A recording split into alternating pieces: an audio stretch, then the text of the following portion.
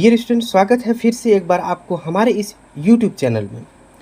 तो यहाँ पे प्रश्न है, लेखक वास्तविक इतिहास किसे मानता है और क्यों।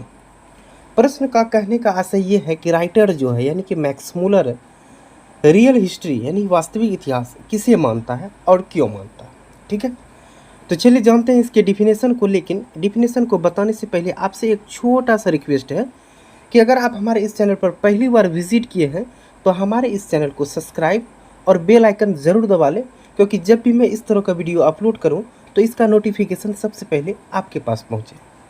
तो चलिए जानते हैं कि लेखक वास्तविक इतिहास किसे मानता है और क्यों मानता है। ठीक है, देखिए लेखक कौन है, मैक्स मूलर है। ठीक है, यानी मैक्स मूलर ने भारत से हम क्या सीखे शीर्षक निबंध में, भारत से हम क्या सीखे, यह एक कैसी विधा है, ये निबंध है। ठीक है, तो मैक्स मूलर ने भारत से हम क्या सीखे शीर्षक निबंध में भारत की प्राचीनता, भारत की जो है पुरानी सभ्यता जो है, ठीक है, वही है प्राचीनता। प्राचीन का मतलब होता है पुराना, और विलक्षणता, प्राचीनता और विलक्षणता। प्राचीन का मतलब समझ गए पुराना, और विलक्षण का मतलब होता है विशिष्ट लक्षण, उत्कृष्ट लक्षण।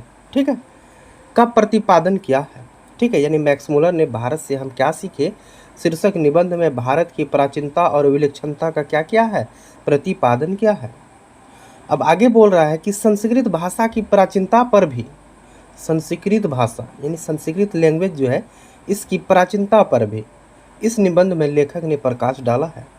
संस्कृत भाषा का जो प्राचीनता है, बहुत पुराने समय से जो है संस्कृत भाषा का ही उपयोग होता आ रहा है, तो इसी निबंध में जो है लेखक ने क्या किया है, प्रकाश डाला है संस्कृत भाषा की प्राचीनता पर।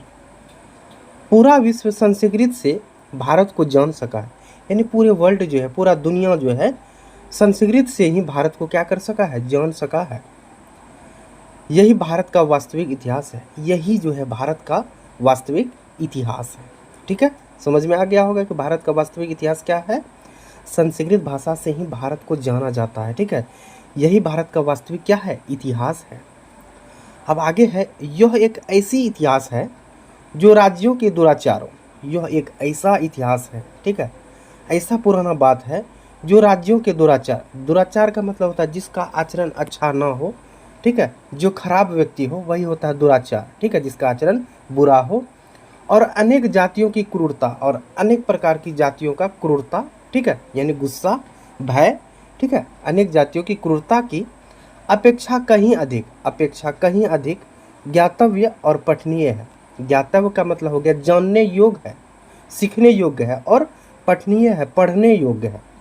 ठीक है, यही वजह है कि लेखक जो है भारत के वास्तविक इतिहास किसे मानता है, संस्कृत लैंग्वेज को, क्योंकि ये प्राचीनता पर ही इस चैप्टर में जो है संस्कृत भाषा की प्राचीनता पर ही इस निबंध में लेखक ने क्या किया, प्रकाश डाला है। क्योंकि संस्कृत भाषा से ही दुनिया को, यानी संस्कृत भाषा से ही इस दुनिया में भारत को जान सका है। कौन सा लैंग्वेज की वजह से, संस्कृत लैंग्वेज की वजह से।